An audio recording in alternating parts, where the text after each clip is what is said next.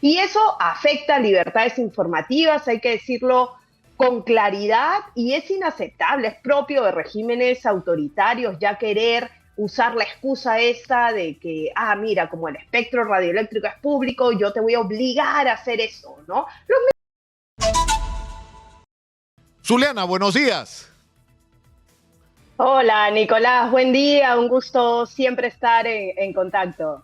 Siempre peleando, Zuleana. ¿Cuándo será el día que te llame para que celebremos, celebremos algo? Espero que sea pronto, pero bueno, hay lo que bueno estar... es que hay capacidad de reacción, ¿no? Que hay capacidad de reacción, y eso es importante porque las arremetidas ya, tú lo has dicho bien, ¿no? Ese es un intento claro de irrupción en la programación de la radio y la televisión. Eso es ajeno a cualquier calidad democrática en un país, lo hemos visto en regímenes autoritarios, y se han sacado este as bajo la manga, Nicolás, ahora de querer, se han acordado que desde el 2004 tenemos una ley de radio y televisión, y ahora plantean esta modificatoria a la ley para fundamentalmente irrumpir en la programación de radio y televisión. No hay excusa que sostenga una propuesta de esta naturaleza.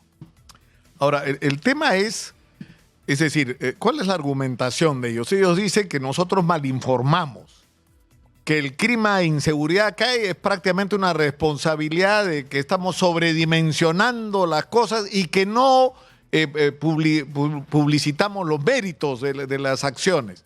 Y esto en el contexto de una enorme presión política sobre la policía para mostrar, si pudieran, todos los días algún tipo de resultado. Mira, acaba de pasar. O sea, anuncian, capturan, ya le pusieron un nombre, ya no sé ni cómo se llama, no sé cómo se llaman, allanan una discoteca, 22 venezolanas, 32 venezolanos, un ecuatoriano, encuentran 2 pistolas, un revólver y algo de droga. Conclusión, son una organización conectada con el tren de Aragua y había motos en la puerta. Escúchame, los venezolanos andan en motos, qué novedad. Y yo te aseguro, Zuleana, que la mayor parte de esta gente va a ser liberada porque no tienen ningún cargo contra ellos y que lo han hecho para mostrar algo hoy día, para mostrar algo. Entonces, si nos van a llenar su noticiero, si es que nos lo logran imponer, ¿no es cierto? Su noticiero oficial sobre la seguridad, ¿cuánto de eso es información confiable y cuánta no? Bueno, una propuesta así no debería pasar, Nicolás. Además, nosotros no podemos dejar de leer estas propuestas en el contexto que se producen. Recordemos que la víspera que el ministro de Justicia y Derechos Humanos hace este anuncio en el denominado cuarto de guerra, el ministro de Salud ya había dado declaraciones a prensa diciendo que si los medios informaran de las capturas, probablemente los que delinquen dirían, me pueden atrapar y ya no cometerían fechorías en el país, algo absolutamente irracional, ¿no? Y ese fue el anuncio previo también de un ministro de Estado, y le sigue este anuncio del señor Arana, que, subrayo, se da además en una situación en la que semana tras semana hay alguna intervención del Ejecutivo, de la propia Presidenta de la República o de algún miembro del gabinete en confrontación con la prensa.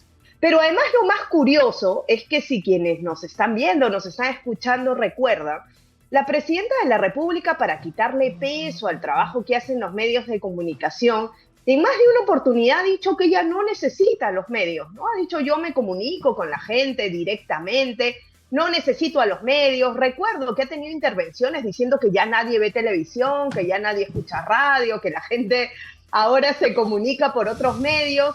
Entonces, si esas son sus percepciones, ¿qué pretende ahora diciendo de que quiere irrumpir en la programación? Además, hay una cosa muy certera, ¿no? Los estados, no hablo de los gobiernos, hablo del Perú como estado.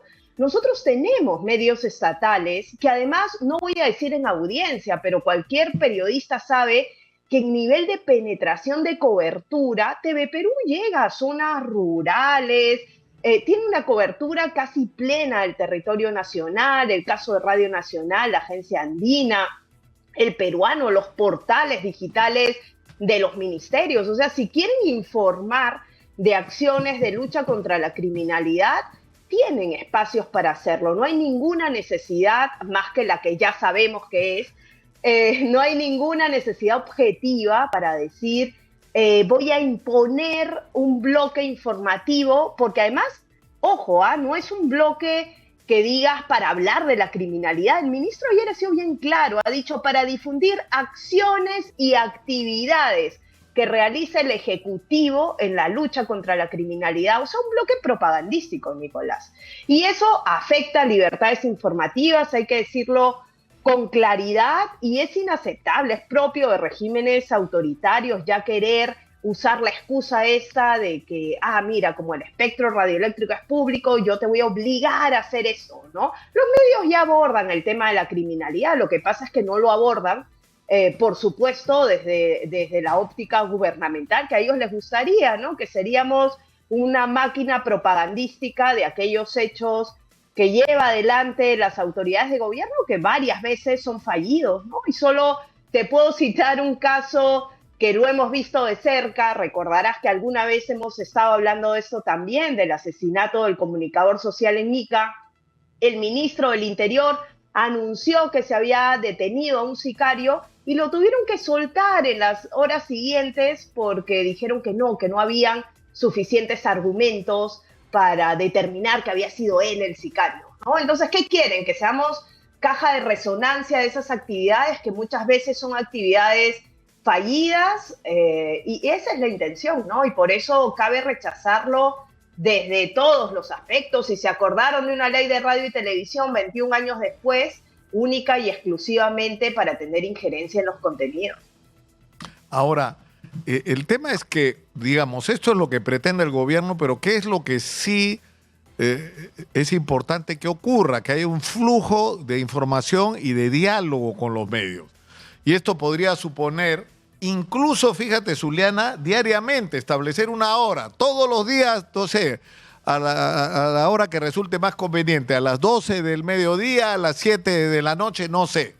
Una conferencia de prensa de los responsables de la guerra contra la inseguridad, diciendo lo que ha pasado en las últimas 24 horas, que permita el diálogo, ¿no es cierto?, el hacer preguntas, sobre todo teniendo en cuenta lo que tú acabas de señalar, ¿no es cierto?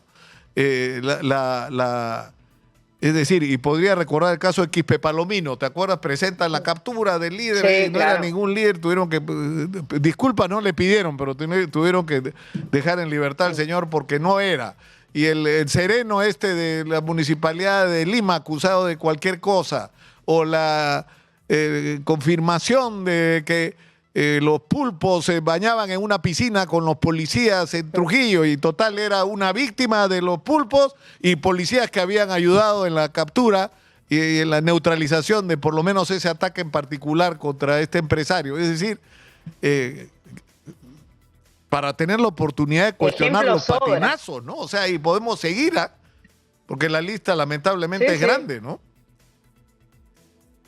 Sí, no, pero además, subrayo, estas medidas de manera irracional se plantean situaciones, digo de nuevo, sacadas bajo la manga en un afán que es claro en el gobierno. Hace mucho se intenta desde todos los frentes no solo asediar el periodismo, limitar la capacidad de hacer su trabajo, y como ven que no es efectivo, porque lo han intentado desde las denominaciones. Recordarás que hemos hablado varias veces de esto de terrorismo de imagen, de el periodismo desinforma, proyectos de ley, no solo del Ejecutivo, también del Legislativo, orientados a parametrar el tema de las coberturas, y ahora se sacan esto de, mira, ahora voy a irrumpir en tu programación y te voy a obligar a tener un bloque informativo, entre comillas, porque subrayo, si es para hablar de las actividades del gobierno en la lucha contra la criminalidad, en buen cristiano eso suena a un bloque propagandístico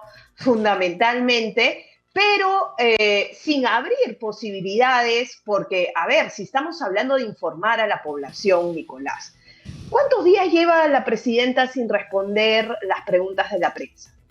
¿Cuántos ministerios, ya ni siquiera hablo de Presidencia de la República, cuántos ministerios, entre ellos el exministro del Interior, ya ni siquiera responden directamente a la prensa, ¿no? Apelan a esta figura de los voceros para responder a la prensa. ¿Cuántas conferencias de prensa se dan con todas las letras? Pues porque en una conferencia de prensa tú no puedes maltratar al periodista de, anda, infórmate mejor, eso ya te lo he respondido, solo... ¿Por qué no mostrar ese espíritu de apertura, de que la prensa pueda preguntar todo lo que quiera preguntar? Y quienes tienen responsabilidad de gobierno respondan, porque es su deber responder, no es una concesión. En este país estamos mal acostumbrados y la escuchamos muchas veces a los ministros decir: la presidenta de la República sabrá en qué momento responde. No es una concesión el responder a la prensa, no es atender a un sector en particular.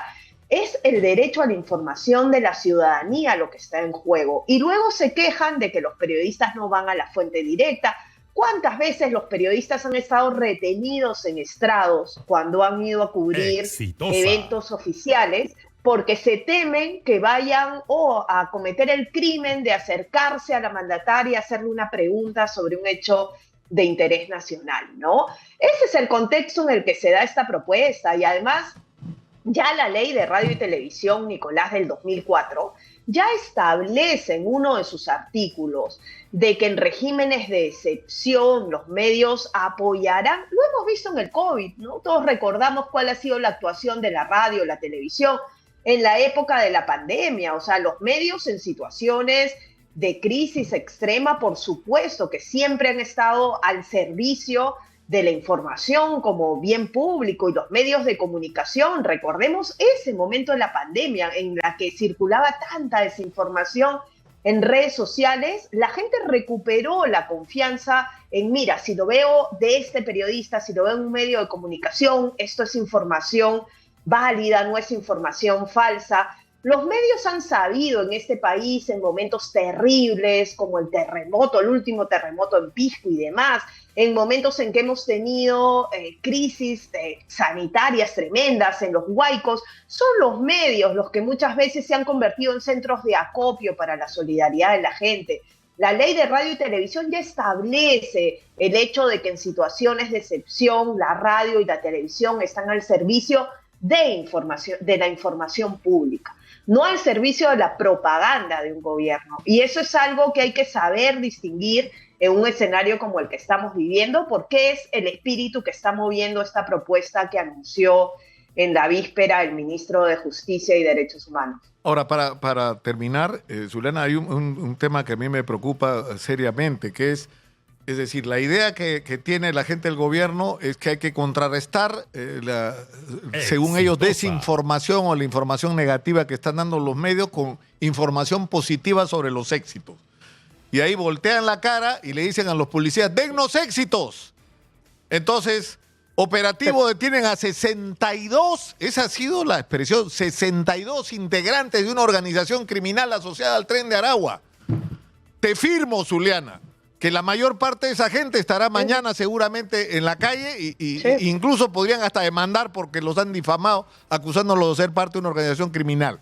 O sea, lo lógico, si dejaran actuar a los detectives, es que si tienen la información de que en esa discoteca se reúnen venezolanos, algunos de los cuales están implicados en delito, te infiltras, Zuliana, para detectar quién es el que vende droga, quién es el que lleva armas, quién es el que puede estar, lo sigues. O sea, articulas una relación, avanzas en conseguir información y das éxitos reales. No shows, porque no necesitamos shows, Zuliana. Y están presionando a la policía para que haga shows y eso está perjudicando las investigaciones. Sin duda. Y lo otro, Nicolás, que no quiero dejar escapar, es que desde el gremio sentimos que como hay ataques por todos lados, tampoco hagamos de que estos ataques hay que responder en simultáneo a todo, ¿no? Y no nos distraigamos también en una cosa que es fundamental. Esta semana vuelve a sesionar el Pleno del Congreso. Recordemos que ahora tenemos esta modificatoria de la Ley de Radio y Televisión, que esperaremos a que presenten la fórmula legal, pero ya está a puertas de segunda votación la ley que pretende aumentar las penas por difamación, modificar la rectificación. Ahora no vamos a tener 7 días para rectificarnos frente a un hecho inexacto. Pretenden que lo hagamos en 24 horas. Ya no va a ser proporcional la rectificación, ahora ya no es 1-1, ahora es 1-3, ¿no? Me voy a tener que rectificar 3 días ante un hecho inexacto. Y eso probablemente entre a la agenda del Congreso esta semana, porque ya acabó la semana de representación. Por eso el ataque es coordinado, viene de varios frentes y nos toca eso, nos toca no perder de vista ninguno de los casos en una semana que va a ser sustancial. Esta semana probablemente el Pleno del Congreso ingrese este dictamen que ya tuvo opinión favorable, voto favorable en primera sesión del Pleno, y si se aprueba en una segunda sesión, ya no solo habrán penas de cárcel en casos de difamación en este país, que cada año se llevan a 35 periodistas a tribunales, sino que habrá y se lesionará rotundamente el derecho a la rectificación, que es bueno que exista, pero que tiene que ser proporcional y no con los cambios que el Congreso pretende. Así que toca estar alerta por todos los frentes, Nicolás, esta semana. Por supuesto, por supuesto. Zuliana, muchas gracias.